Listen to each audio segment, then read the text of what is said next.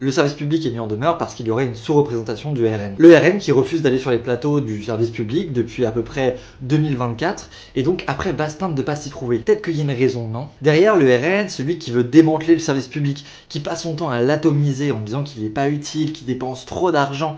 Donc au bout d'un moment, ferme ta gueule. Non mais c'est comme si tu chiais dans la soupe et après tu dis « Oh, il y a de la merde dedans !» Bah oui, connard. Bref, ça fout la merde et après ça se plaint que ce soit pas ouf. C'est un peu technique, mais c'est comme ça que le RN a toujours fonctionné. Il fout le bordel et après il va dire mais regardez, il y a du bordel là-bas. En même temps, c'est qui l'a créé. Le RN, c'est de la manipulation et du grand foutage de gueule. Surtout que du coup, le service public tente de être plus représentatif et donc ramène des chroniqueurs de chez CNews, parce que j'appellerai jamais ça des journalistes, pour commencer à faire de l'info et de la politique. Voilà.